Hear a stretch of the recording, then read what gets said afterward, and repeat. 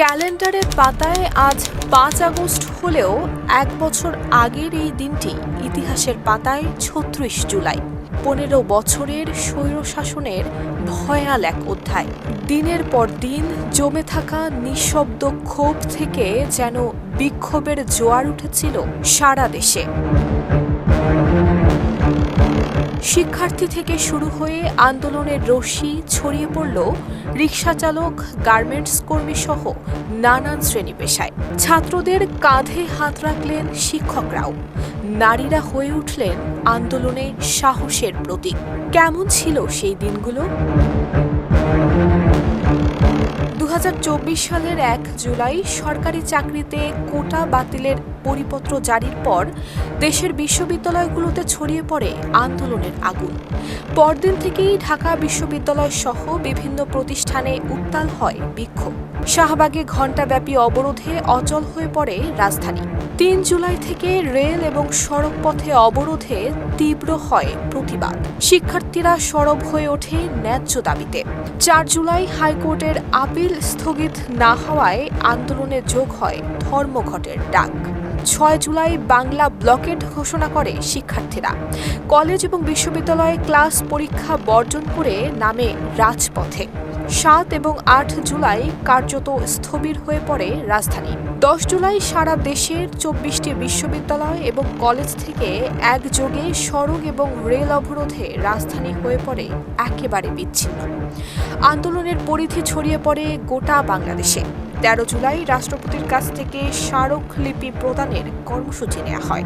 ১৪ জুলাই শেখ হাসিনা জানান, কোটা নিয়ে তার কিছুই করার নেই। সেদিন রাষ্ট্রপতির কাছে স্মারকলিপি দিয়ে শিক্ষার্থীরা ২৪ ঘণ্টার আলটিমেটাম দেন। ১৫ জুলাই ঢাকা বিশ্ববিদ্যালয় সহ দেশের নানা ক্যাম্পাসে ছাত্রলীগের বর্বর হামলা, যা প্রতিবাদের তেজকে আরও মিশ্রিত করল ক্রোধ আর দুঃখে। এরপর থেকে প্রতিদিনই শিরোনাম হলো মৃত্যুর খবর। ১৬ জুলাই হামলা এবং সংঘর্ষে নিভল ৬ প্রাণ। রংপুরের বেগম রোকেয়া বিশ্ববিদ্যালয়ের মেধাবী সন্তান আবু সাইদের রক্ত ঝরল পুলিশের গুলিতে। রণক্ষেত্র চট্টগ্রাম, ঢাকার সঙ্গে ৭ ঘণ্টা রেল যোগাযোগ বন্ধ। গুলিবিদ্ধ সহ আহত ৪ শতাধিক। সারা দেশে প্রতিবাদের আগুন। ছাত্রলীগ সভাপতি হুমকি দিলেন, সবকিছুই মনে রাখা হবে। আন্দোলন যাবে, আন্দোলন আসবে, বাংলাদেশ ছাত্রলীগ থাকবে এবং সবকিছুই মনে রাখা হবে, যা দগ্ধ সমাবেশের তীব্রতাকে আরও বাড়িয়ে দিল। ১৭ জুলাই ক্যাম্পাস থেকে ছাত্রলীগ নেতাকর্মীদের বিতাড়ন করে রাজনীতিমুক্ত ঘোষণা। সারা দেশে শোরগোল, প্রতিবাদের ঢেউ। সন্ধ্যায় জাতির উদ্দেশ্যে কঠোর ভাষণে শেখ হাসিনা, আমি দ্ব্যর্থহীনভাবে ঘোষণা করছি, যারা হত্যাকাণ্ড, লুটপাট ও সন্ত্রাসী কর্মকাণ্ড চালিয়েছে, এরা যেই হোক না কেন, তারা যেন উপযুক্ত শাস্তি পায়, সে ব্যবস্থা নেওয়া হবে। ১৮ জুলাই দেশজুড়ে রক্তক্ষয়ী সংঘর্ষ, নিহত অন্তত ৪১, আহত হাজারো মানুষ, যার মাঝে রয়েছে শিক্ষার্থী, সাংবাদিক এবং সাধারণ মানুষ। ১৯ জুলাই কমপ্লিট শাটডাউন। একদিনই নিহতের সংখ্যা বেড়ে ৮৪। দেশজুড়ে অগ্নিসংযোগ আর প্রাণহানি, কারফিউ জারি, সেনা মোতায়েন। ইন্টারনেট সেবা সম্পূর্ণ বন্ধ। আমরা ইন্টারনেট বন্ধ করিনি, ইন্টারনেট বন্ধ হয়ে গেছে। আমরা ইন্টারনেট বন্ধ করতে বাধ্য হই। 4G আমরা কমিয়ে 2G তে নিয়ে আসলাম। কখনো ইন্টারনেট শাটডাউন হয়নি। ২০ জুলাই সারা দেশে ৩৮ জন নিহত। দেশজুড়ে কারফিউ, সেনা মোতায়েনের পর সাধারণ ছুটি ঘোষণা। রাজধানীর বিভিন্ন স্থানে সংঘর্ষ, ধাওয়া এবং গুলি। ২১ জুলাই বিভিন্ন স্থানে সংঘর্ষে ২১ জন নিহত। ২২ জুলাই ১৩ জন নিহতের খবর আসে গণমাধ্যমে। নতুন কোটা প্রজ্ঞাপন জারি, তবে সেনা পুলিশের নিয়ন্ত্রণে রাজধানীর বেশিরভাগ এলাকা। ২৩ জুলাই আরও ৯ জন নিহতের খবর। ৩ নিখোঁজ সমন্বয়কের সন্ধান পাওয়া গেল টিবি হেফাজতে। ২৪ জুলাই আরও ৪ জন নিহত। বিক্ষোভ এবং পরবর্তী সংঘাত নিয়ে মৃত্যুর সংখ্যা দাঁড়ায় ২১৬ জনে। ২৫ জুলাই সব মিলিয়ে নিহতের সংখ্যা দাঁড়ায় ২১৯ জন।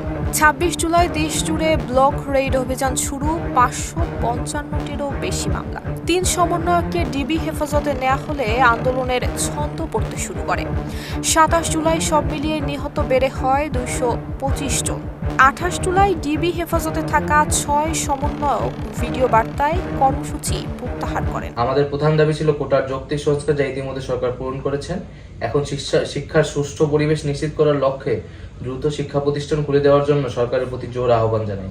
সার্বিক স্বার্থে আমরা এই মুহূর্তে থেকে আমাদের কর্মসূচি প্রত্যাহার করছি। 29 জুলাই 14 দল এবং জামাত শিবির নিষিদ্ধের সিদ্ধান্ত।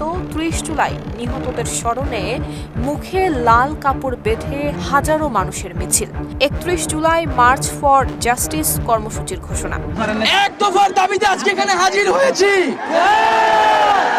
এবং বাংলাদেশের মানুষের জীবনের নিরাপত্তা, সমাজের ন্যায় বিচার প্রতিষ্ঠার জন্য আমরা এক দফার সিদ্ধান্তে উপনীত হয়েছি। এই সরকার কোনোভাবে আর 1 মিনিটও ক্ষমতায় থাকার বৈধতা রাখে না।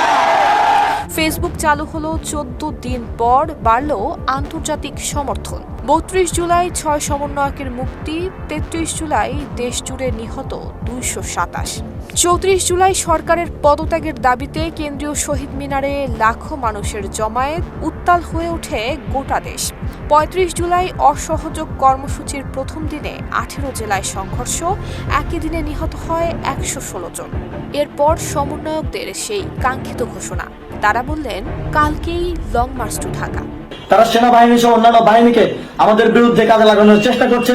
এই চেষ্টাকে, এই ষড়যন্ত্রকে ব্যর্থ করতে হবে এবং আগামীকাল সারা দেশে মসজিদে মসজিদে ঘোষণা দিয়ে ঢাকার উদ্দেশ্যে আপনারা রওনা হন। প্রত্যেকটি পরিবার থেকে অন্ততপক্ষে একজনকে ঢাকার উদ্দেশ্যে রওনা করে দিন।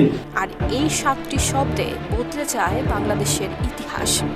36 জুলাই সকাল থেকেই ঢাকায় ঢুকতে শুরু করে জনতার ঢল। বিভিন্ন পয়েন্টে অবস্থান নেন বিক্ষোভকারীরা। দেশের বিভিন্ন স্থানে পুলিশ এবং ছাত্রলীগের হামলায় অন্তত 108 জন নিহত হন। শেখ হাসিনাকে জানানো হয়, জনতাকে বেশি সময় আটকে রাখা যাবে না, সেক্ষেত্রে শেখ হাসিনার জীবন বিপন্ন হতে পারে। এরপরই এলো সেই মাহেন্দ্রক্ষণ। পদত্যাগ করে দেশ ছাড়লেন স্বৈরশাসক শেখ হাসিনা। গণভবন, সংসদ এবং আওয়ামী লীগ কার্যালয়ে অগ্নিসংযোগের মধ্য দিয়ে ইতিহাসে লেখা হলো নতুন এক অধ্যায়। নুসরাত জাহান মেহেক, ঢাকা পোস্ট।